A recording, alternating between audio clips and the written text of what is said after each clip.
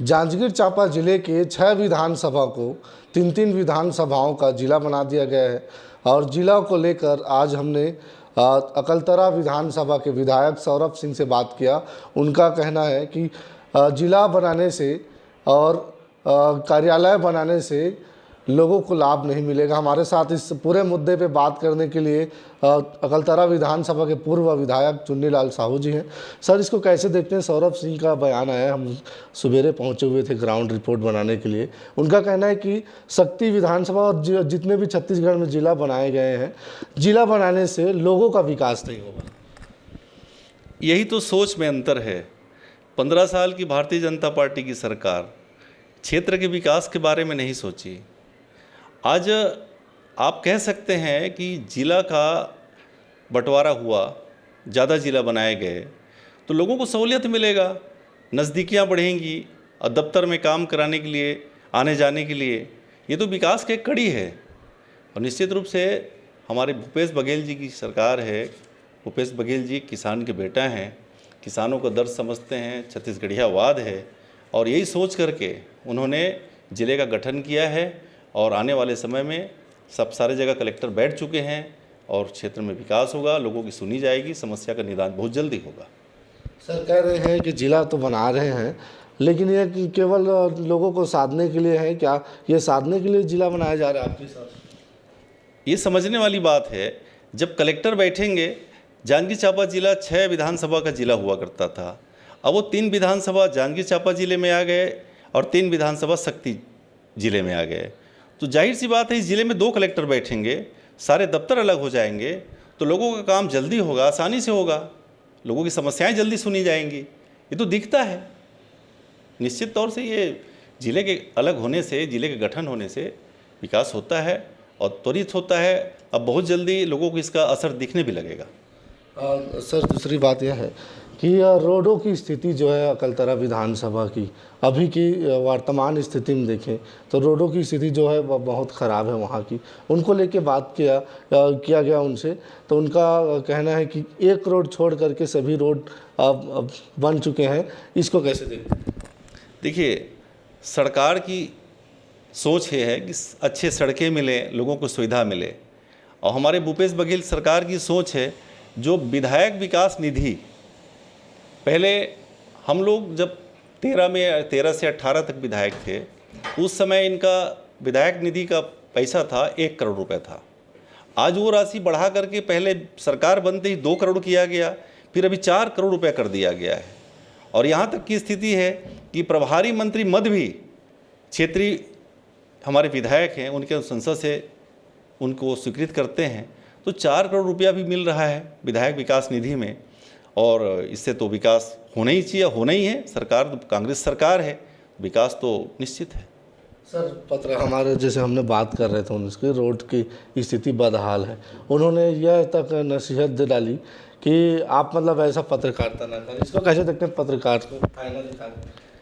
मैं तो समझता हूँ कि पत्रकारिता चौथे स्तंभ रूप में माना जाता है और पत्रकारिता को चैलेंज करना ये तो भाई विधायक जी की अपनी सोच है। इनको तो जो पत्रकारिता को जो है उनको तो सवाल करना पड़ेगा और जनप्रतिनिधि होने के नाते उनको जवाब देना पड़ेगा। मैं नहीं समझ सकता कि कैसी ये जवाब है, मैं समझ से परे।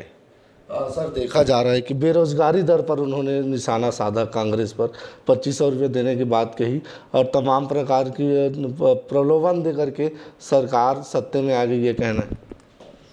देखिए, सरकार सत्ते में तो धोखा देके भारतीय जनता पार्टी आई है, केंद्र की सरकार आई है। लोगों को कहा गया था कि 2 करोड़ हर साल रोजगार मिलेगा।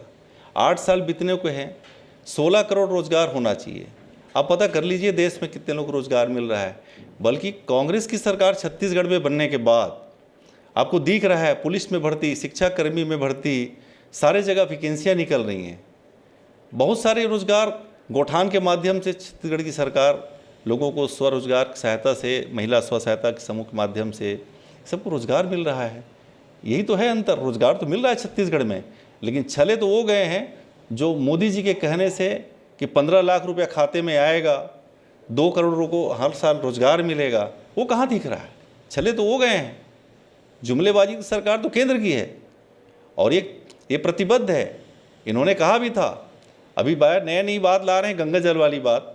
अरे ये तो कहा था इन्होंने, कांग्रेस सरकार के घोषणा पत्र में था कि सरकार बनते ही किसानों का कर्जा माफ़ कर दिया जाएगा। कर्जा माफ़ हो गया। सरकार बनने के बाद किसानों को 25 रुपये किसान का धान का समर्थन मूल्य मिलेगा, राशि उसकी 1 क्विंटल में, वो भी मिल रहा है। बिजली बिल हाफ करने के बाद बिजली बिल हाफ वो भी मिल रहा है। तो सारे कई प्रकार के किसानों के ऋण माफ़ के संग संग उनके जो टैक्सेस थे वो भी सिंचाई कर माफ़ कर दिया गया। ये तो सब दिख रहा है। छत्तीसगढ़ सरकार जो है किसानों के हित में, गरीबों के किसानों के हित की सोच रही है। हाँ सर, देखा जा रहा है कि 2023 की महासंग्राम है। अभी कांग्रेस पार्टी के पास पर्याप्त सीटें 70 सीट हैं, जनता का जनाधार उनको मिला हुआ है। कैसे देखने 2023 में जो बाकी जो सीट है जो कांग्रेस के खाते से रह गई है अभी उनके क्षेत्र में नहीं, क्या 2023 में उस पर कांग्रेस परचम लहरा पाएगी और विकास कार्य जो अभी छूट गया है उसको क्या आगे बढ़ा पाएगी? निश्चित रूप से इतनी बड़ी कल्याणकारी योजना है कांग्रेस सरकार की छत्तीसगढ़ में कि चाहे किसान हो, गरीब हो, महिला हो, आदिवासी हो, अनुसूचित जाति हो, सारे वर्ग, चाहे स्टूडेंट हो, विद्यार्थी हो, जो बेरोजगार है उनको भी रोजगार मिल रहा है। सारे वर्ग इस सरकार से एक उम्मीद की है और जो उम्मीद पे हमारी सरकार खरा उतर रही है। और निश्चित रूप से आने वाले समय 2023 के चुनाव में इसका असर आपको दिखेगा कि 71 सीट की सरकार, उसमें और भी इजाफा होने वाले हैं। और हमारी सरकार एकदम से बहुत मतलब कहना चाहिए आपको दिख रहा है कि वो सिर्फ 14 विधायक बच चुके हैं। कांग्रेस पार्टी के अलावा जो बीजेपी में है वो 14 विधायक, टोटल हमारे 19 विधायक नहीं हैं। वो सारे 19 सीट हम जीत लेंगे इस बार अगले 2023 में। अच्छा, अकलतरा विधानसभा को कैसे देखते हैं सर कि इस बार पिछड़ा छूट गया है, तो अभी किस प्रकार से वहाँ विकास कार्य चल रहा है, तमाम चीज़ों में लोगों को किस प्रकार से लाभ मिल रहा है वहाँ बीजेपी के विधायक होने से? ये बातें मेरे हिसाब से जनता से पूछी जानी चाहिए। जनता कितना खुश है, अकलतरा विधानसभा की मतदाता, उनके कार्यकर्ता, क्षेत्र के वासी कितने खुश है, तो आप क्षेत्र की जनता से पूछ सकते हैं। मुझे लगता है कि मुझे इस बारे में टिप्पणी नहीं करनी चाहिए। और जनता जनार्दन है, जनादेश 2023 में मिलेगा, आपको भी पता चल जाएगा। तो हमारे साथ तमाम विषयों पर बात करने, सर एक विषय और छूट जाता है, उसको भी अपन लेते चलते हैं क्योंकि जनता का जनाधार और भूपेश है भरोसा है कहते हैं सर। और रोडों की स्थिति को लेकर हमने अकलतरा विधायक से बात किया। उनका कहना था सब चीज़ ठीक सी भड़क गए, ठीक है। लास्ट में उन्होंने ये कह दिया कैमरा बंद होने के बाद कि 3 महीने का अल्टीमेटम हम आपको दे देते हैं। 3 महीने में एक भी सड़क अकलतरा विधानसभा में एक भी सड़क जो है वो बदहाल या फिर नई बनी बुनाई आपको नज़र आएगी। इस पर कैसे आप देखते हैं, मतलब कैमरा बंद होने के बाद क्या इसको किस नज़रिए से देखते हैं? ये स्थिति अब 3 महीने इंतज़ार किया जाए। जब 4 साल लोगों ने इंतज़ार किया है तो 3 महीना बहुत समय नहीं होता है। 3 महीना भी इंतज़ार किया जा सकता है, उसके बाद फिर अपन बात करेंगे। माननीय विधायक जी ने जब कहा है को 3 महीने बाद वो पूर्ति होती है कि नहीं होती है, तो 3 महीने बाद ही कहा जा सकता है। तो हमारे साथ तमाम विषयों पर बात करने के लिए पूर्व विधायक चुन्नीलाल साहू जी थे। उन्होंने पूरी बातों की पलटवार कर जवाब दिया है, सही जवाब दिया है। और आने वाला समय बताएगा कि अकलतरा विधानसभा का जनाधार इस बार 2023 में किसे मिलता है, या फिर यह कहें कि अकलतरा विधानसभा का इस बार का हीरो कौन होगा, ये देखने वाली बात होगी। और तमाम विषयों पर बात करने के लिए आपका बहुत बहुत धन्यवाद विधायक महोदय।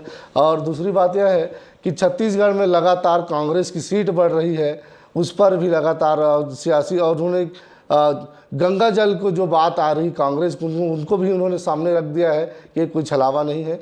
और आने वाला वक्त अब बदलाव का होता है या फिर सियासी दौर का होता है, ये देखना होगा कि 2023 में या क्या अकलतरा विधानसभा की जनाधार पंजा पर मोहर लगाकर क्या इस बार फिर कांग्रेस की सीट वहां देती है। Dhanvijay RJ news, Janjgir Champa, Chhattisgarh.